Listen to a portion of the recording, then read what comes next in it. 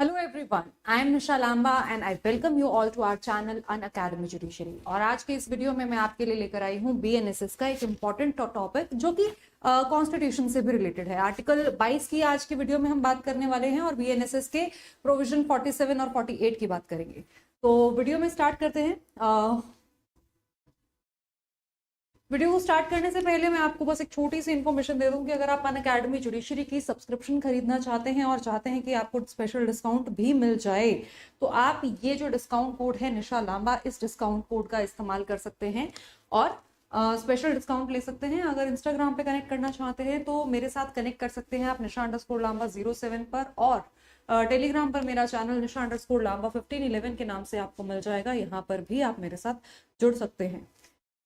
चलिए स्टार्ट करते हैं आज का वीडियो। तो जजमेंट जो मैं आपके लिए लेकर आई हूँ सुप्रीम कोर्ट का इंपॉर्टेंट जजमेंट है, Vihaan Kumar versus State of Haryana का ये जजमेंट है जो कि सभी प्रैक्टिसिंग एडवोकेट्स और जुडिशरी एस्पिरेंट्स के लिए काफी ज्यादा इंपॉर्टेंस होल्ड करता है।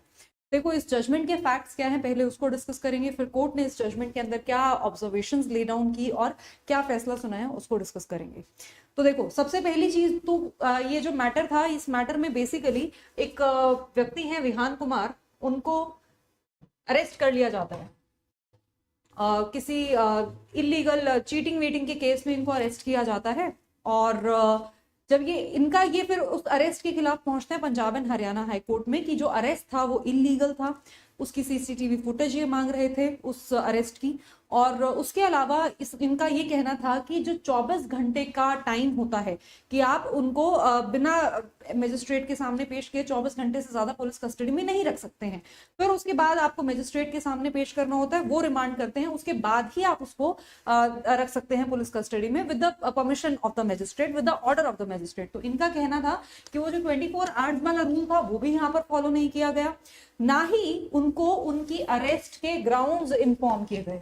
तो आपका जो ये जजमेंट है ना, अरेस्ट ग्राउंड्स से रिलेटेड है, ठीक है। तो इस जजमेंट के अंदर कोर्ट ने यहाँ पर ये इंपॉर्टेंट, कोर्ट ने इस पॉइंट को बताया कि ग्राउंड बताना जो है वो बहुत ज्यादा इंपॉर्टेंट है, ठीक है। तो ये जब Punjab and Haryana high court में मैटर गया तो Punjab and Haryana high court ने इन ग्राउंड्स को इग्नोर कर दिया और उसकी वजह से जो उसकी पिटिशन थी उसको डिसमिस कर दिया। तो उसके खिलाफ अपील पहुंचती है सुप्रीम कोर्ट में। अब सुप्रीम कोर्ट ने इस केस के अंदर यही कहा कि ग्राउंड बताना बहुत इंपॉर्टेंट है। अगर ग्राउंड्स नहीं बताए गए हैं अरेस्ट के, आपको नहीं बताया जा रहा है कि आपने क्या अपराध किया है, किस अपराध की वजह से आपको अरेस्ट किया जा रहा है, तो फिर उस केस के अंदर आपका जो अरेस्ट है वो इलीगल होगा और कोर्ट को उसे छोड़ना पड़ेगा, चाहे आपका बीएनएसएस कुछ भी कहता हो। बीएनएसएस के अंदर आपके बेल के प्रोविजंस की रेस्ट्रिक्शंस भी लगती हो, कोई रेस्ट्रिक्शन लगती हो, कुछ भी लगता हो, डज नॉट मैटर, क्योंकि आपका जो अरेस्ट था वो लीगल नहीं था, आपने उसको इलीगली अरेस्ट किया है, उसका डिटेंशन इलीगल है, इस वजह से उसको छोड़ना मैंडेटरी है। ये फैसला आया है सुप्रीम कोर्ट का। तो इस केस के अंदर सुप्रीम कोर्ट ने उसको इमीडिएटली रिलीज कर दिया, ये कहते हुए कि यहाँ पर जो अरेस्ट था वो इलीगल था। और साथ ही साथ सुप्रीम कोर्ट ने सारे के सारे प्रोविजंस को भी डिस्कस किया। सुप्रीम कोर्ट का कहना था कि अगर अगेन मैं इसको रिपीट कर रही हूँ इस पॉइंट को, कोर्ट ने कहा even if statutory restrictions on grant of bail exist, तो मतलब आपके लॉ के अंदर रेस्ट्रिक्शंस हैं, वो रेस्ट्रिक्शंस एग्जिस्ट करते हैं, लेकिन उस रेस्ट्रिक्शन से कोर्ट की जो पावर है उसको रिलीज करने की, बेल करने की, वो खत्म नहीं होती है। क्यों? क्योंकि यहाँ पर उसका fundamental right article 21, article 22 violate हुआ है। और अगर आप उसका फंडामेंटल राइट वायलेट करते हैं तो आपको उसको बेल पर छोड़ना होगा, चाहे आपके बीएनएसएस के अंदर कोई भी रेस्ट्रिक्शन हो, आपको वो रेस्ट्रिक्शंस को इग्नोर करके उसको यहाँ पर रिलीज करना होगा, राइट। तो ये इंपॉर्टेंट पॉइंट था जो कोर्ट ने इस केस के अंदर ले डाउन किया। कोर्ट ने कहा कि जो आर्टिकल 22 है, आर्टिकल 22 एक्यूज्ड के फेवर में है और एक्यूज्ड को वहां पर एक राइट मिलता है, बेसिकली वो आपका राइट टू लिबर्टी एक तरह से इंश्योर करता है, आपकी इलीगल डिटेंशन से आपको प्रोटेक्ट करता है। तो आर्टिकल 22 का क्लॉज 1 ये कहता है कि अगर किसी भी व्यक्ति को अरेस्ट किया जा रहा है तो उस व्यक्ति के पास अधिकार है ये जानने का कि किन कारणों की वजह से उसे अरेस्ट किया जा रहा है, क्यों उसको अरेस्ट कर रहे हैं, और उसको लीगल हेल्प की जरूरत है तो वो लीगल हेल्प भी ले सकता है। तो ये सारे के सारे जो राइट्स हैं ये आपके आर्टिकल 22 के अंदर, आर्टिकल 22 के पर्टिकुलरली क्लॉज 1 के अंदर इंश्राइंड है। तो जब आपको फंडामेंटल राइट गारंटी किया है कॉन्स्टिट्यूशन ने, तो ग्राउंड्स ऑफ अरेस्ट बताना जरूरी है। अगर पुलिस ऑफिसर अरेस्ट करते टाइम आपको ग्राउंड्स नहीं बताते हैं तो यहां पर आर्टिकल 22 का उल्लंघन है, यानी फंडामेंटल राइट्स का उल्लंघन है और इसको सीरियसली लिया जाएगा। और कोर्ट ने यह भी यहां पर साफ साफ कह दिया कि जरूरी यह है कि जब इंफॉर्मेशन दी जाए, यानी कि जिस व्यक्ति को अरेस्ट किया जा रहा है उसको अगर हिंदी समझ में आती है तो आप उसको हिंदी में बताओ कि तुम्हें इस अपराध की वजह से अरेस्ट किया जा रहा है। ऐसा नहीं कि आपने उसको इंग्लिश में बता दिया और बात खत्म, आपने अपनी फॉर्मेलिटी कर दी। नहीं, कोर्ट ने कहा है कि यहां पर जो इन्फॉर्मेशन, जो ग्राउंड्स की इन्फॉर्मेशन उसको दी जा रही है वो इफेक्टिव इंफॉर्मेशन दी जानी चाहिए, जो कम्युनिकेशन है वो इफेक्टिव होना चाहिए। यानी कि जो आर्टिकल 22 क्लॉज 1 का मैंडेट है उसको इफेक्टिवली पूरा करना जरूरी है। जो वहां पर लिखा है उसका जो ऑब्जेक्ट है, उसका जो उद्देश्य है, उसको सही से पूरा करना जरूरी है। तो अगर उसको किसी भाषा में किसी तरीके से, मान लो जो जिसको अरेस्ट किया जा रहा है वो एक गूंगा बहरा इंसान है, उसको आपकी आवाज नहीं सुनाई दे रही है, तो उसको साइन लैंग्वेज में बताया जाएगा कि तुम्हें किस वजह से अरेस्ट किया जा रहा है। तो कहने का मतलब यह है कि आपको सिर्फ फॉर्मेलिटी नहीं करनी है, आपको वहां पर इफेक्टिव कम्युनिकेशन करना है, उस लैंग्वेज में कम्युनिकेशन करना है जिस लैंग्वेज में अरेस्ट होने वाला व्यक्ति आपकी बात को समझ सके।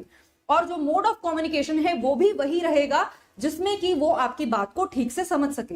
अगर कोई अनपढ़ व्यक्ति है और उसको आपने लिखित में दे दिया कि तुम्हारे ये ग्राउंड्स ऑफ अरेस्ट हैं, तो क्या वहां पर आर्टिकल 22 का जो मैंडेट है, आर्टिकल 22 क्लॉज 1 का, क्या वो फुलफिल होगा? तो नहीं होगा।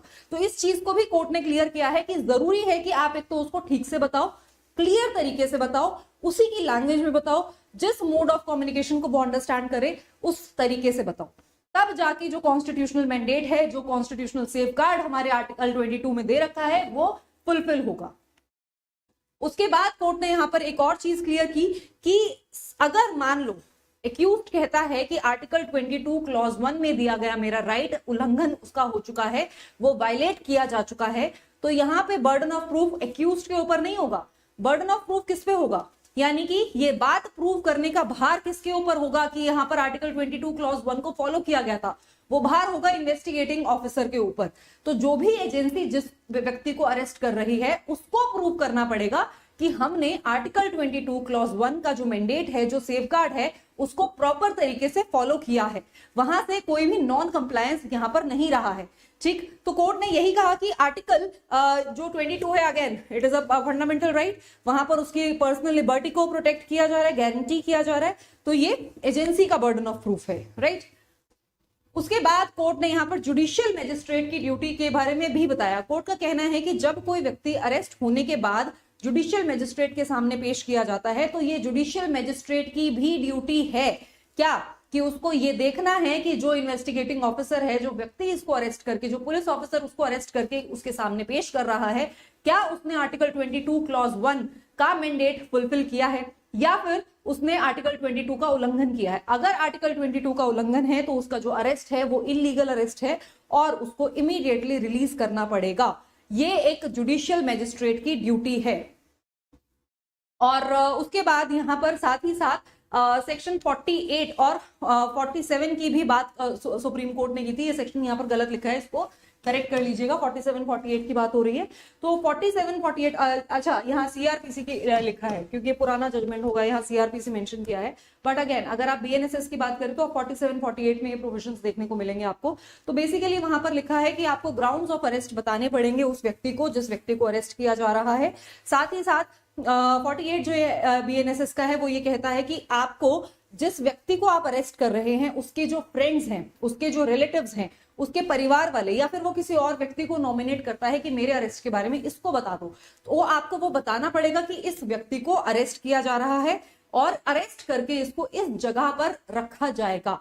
अगर आप ये नहीं करते हैं तो भी आपका जो अरेस्ट है वो इलीगल हो जाता है, ठीक है। और ये सारी के सारी जो उसको सेफगार्ड मिले हैं एक्यूज को, क्यों मिले हैं? ताकि एक तो ऐसा ना हो कि कई बार होता है कि व्यक्ति गायब ही हो जाता है, ठीक है, तो इससे जरूरी है कि डिसअपियरेंस जो है वो प्रिवेंट हो जाती है। और दूसरा, वो व्यक्ति लीगल हेल्प भी ले पाता है अगर उसके रिश्तेदारों को पता होता है, ठीक है, वो इमीडिएट एक्शन ले सकते हैं उसके अरेस्ट के बारे में। और दूसरा और तीसरी चीज ये भी है कि जब किसी व्यक्ति को बताया जाएगा कि आपको क्यों अरेस्ट किया जा रहा है तो उसी के अकॉर्डिंग तो वो ट्रायल में अपना डिफेंस प्रिपेयर करेगा। तो ये सारे के सारे जो प्रोसीजरल सेफगार्ड्स हैं उनको फॉलो करना जरूरी है। अगर फंडामेंटल राइट वायलेट होता है तो अरेस्ट इलीगल है और वहां पर कोर्ट के लिए मैंडेटरी हो जाता है उसको जमानत देना, उसको बेल पर छोड़ना। और यही कारण था इस केस के अंदर कोर्ट ने यहाँ पर रिलीज कर दिया था उसको। जजमेंट का नाम मैंने आपको बता ही दिया है, Vihaan Kumar versus State of Haryana का जजमेंट है। अभी आपको ये जजमेंट मिलेगा नहीं, अभी अपलोड नहीं हुआ है। ये जजमेंट मैं आपके लिए कुछ ज्यादा ही जल्दी ले आई हूँ, तो 1-2 दिन का वेट कीजिएगा, उसके बाद आपको ये जजमेंट मिल जाएगा। अगेन चलिए, Ajay Kumar, Deepika, Lakshya, MK Nayak, everyone, J Thakur, Meena Vishwakarma, very good evening to all of you. Hello, hi. It is nice to see you all here in the comments section. चलिए अब अनअकैडमी जुडिशरी के ऑफर की भी बात कर लेते हैं। देखो, अनअकैडमी जुडिशरी में अगर आप सब्सक्रिप्शन लेंगे तो आप किसी भी स्टेट के एग्जाम की तैयारी यहाँ पर कर सकते हैं, किसी भी स्टेट की जुडिशरी एग्जाम की तैयारी यहाँ पर आप अच्छे से कर पाएंगे। ठीक, दूसरी चीज यहाँ पर आपको बता दूं कि यहाँ पे आपको आपके एग्जाम में आने वाले सभी लॉज कवर कराए जाएंगे। जो भी आपके मेजर लॉज हैं, माइनर लॉज हैं, लोकल लॉज हैं, स्पेशल लॉज हैं, एवरीथिंग विल बी कवर्ड और कॉम्प्रिहेंसिवली कवर किया जाएगा। आपको कॉन्सेप्ट बिल्डिंग आपकी होगी, आपको यहाँ पर नोट्स मिलेंगे, आपके टेस्ट होंगे रेगुलर, तो आपको जो भी चीजों की जरूरत होती है एक एग्जाम को क्रैक करने के लिए वो आपको यहाँ पर मिलता है और यहाँ पर आपको बेस्ट एजुकेटर्स पढ़ा रहे हैं। एक और चीज मैं आपको यहाँ पे बता दूं कि 9 फरवरी से जो प्राइजेस हैं वो बढ़ जाएंगे, तो अगर आपको सब्सक्रिप्शन लेना है तो 9 फरवरी से पहले ही ले लीजिएगा, 2-3 दिन का टाइम आपके पास बचा है। और कुछ बैचेस जो लॉन्च किए जा रहे हैं वो भी आपको बता दूं, 8 फरवरी से ये बैच स्टार्ट हो रहा है गुजरात और वेस्ट बंगाल का, और 12 फरवरी से यूपी बिहार का बैच स्टार्ट हो रहा है। इस यूपी बिहार वाले बैच में आपको मैं स्पेसिफिक रिलीफ एक्ट स्टार्ट करवा रही हूँ 17 फरवरी से। और एक जुडिशरी का स्कॉलरशिप टेस्ट भी हो रहा है, तो अगर आप इस स्कॉलरशिप टेस्ट में पार्टिसिपेट करना चाहते हैं तो ये 16 फरवरी को 11 बजे होगा। इसका लिंक आपको मेरे टेलीग्राम चैनल पर भी मिल जाएगा। और आपको बता दूं कि इस टेस्ट से आपको 100% स्कॉलरशिप मिल सकती है, 30,000 रुपीज तक के एक्साइटिंग वाउचर्स भी आपको मिल सकते हैं, प्लस आपको फिजिकल नोट्स जीतने का भी एक मौका मिल सकता है। राइट, तो ये सब आपको इस टेस्ट से मिलेगा। इस टेस्ट का आप और भी इंफॉर्मेशन पाना चाहते हैं, रजिस्टर करना चाहते हैं, इस टेस्ट को अटेम्प्ट करना चाहते हैं तो मेरे टेलीग्राम चैनल पर जाइए, वहां से आपको लिंक मिल जाएगा। अगर आप ये जुडिशरी का या कोई भी सब्सक्रिप्शन अनअकैडमी का खरीदना चाहते हैं तो आपको डिस्काउंट कोड कौन सा याद रखना है, एक बार फिर से मैं आपको याद दिला देती हूँ। आपको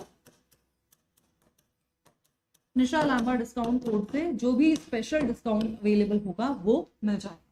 मिलते हैं आपसे अगले वीडियो में, तब तक के लिए